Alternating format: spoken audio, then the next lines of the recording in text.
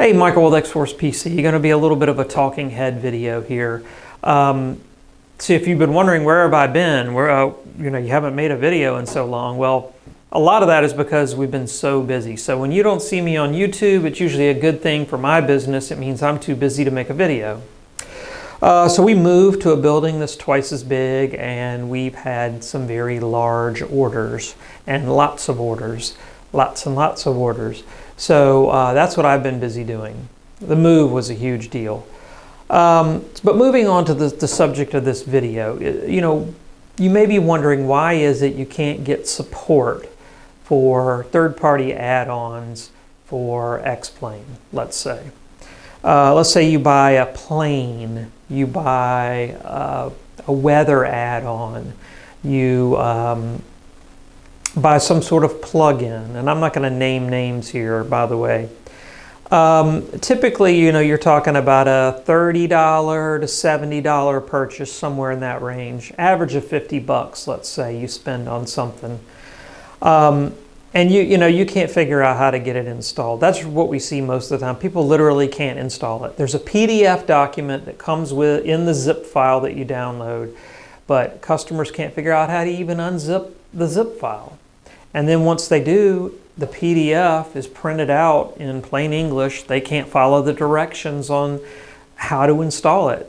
When it says, extract this folder and drop it into your aircraft folder in X-Plane, or your plugins folder in X-Plane, they just can't do it. They can't do it. It's beyond their skill set.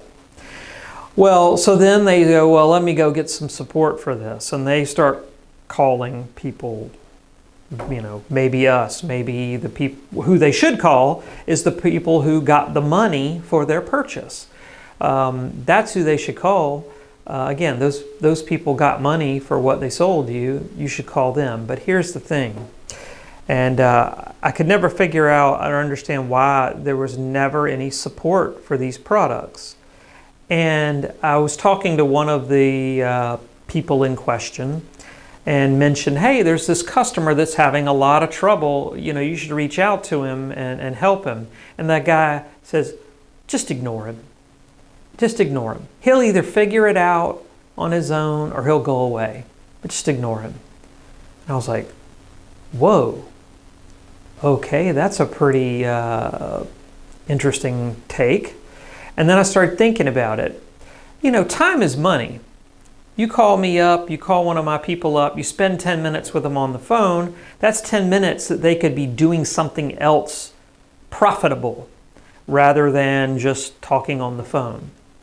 And that's the case with these developers. If you call them up and then they have to remote into your machine and then they have to extract the file for you and drag and drop it into the folder for you because you're not able to do it, first of all, you need to get that skill. That's not a hard skill. You need to work on that. But if you can't do that, that's time and money. And to them, if they've just sold you a $50 product, $50 item, and it's not a physical thing, it's just a piece of software that doesn't, their per unit cost, of course they have a development cost, but then after that, their per unit cost is basically zero.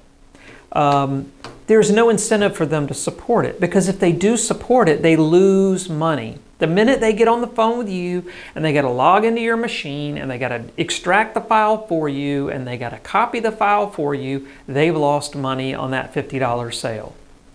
So their best bet is to do just what this guy I spoke to said, is ignore you. And you'll either do one of a number of things. You'll figure it out on your own. You'll watch a YouTube video of somebody doing it. You'll ask a friend. You'll go on a forum and ask someone to help you. And last but not least, maybe you'll charge it back on your credit card and they'll have to give you the money back. They would rather give you the money back than help you. That's right. They would rather refund you than help you, because that's the cheaper transaction.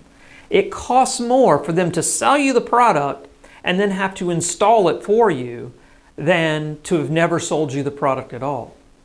So even if you did charge it back on your credit card, they're fine with that, because they didn't provide you with a physical thing.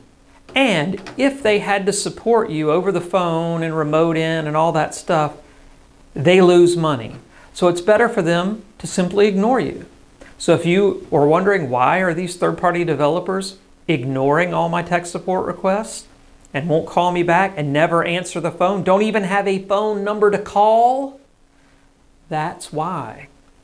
That is why. Now, I want to throw a disclaimer on here and say there are probably some third-party developers out there that aren't like this.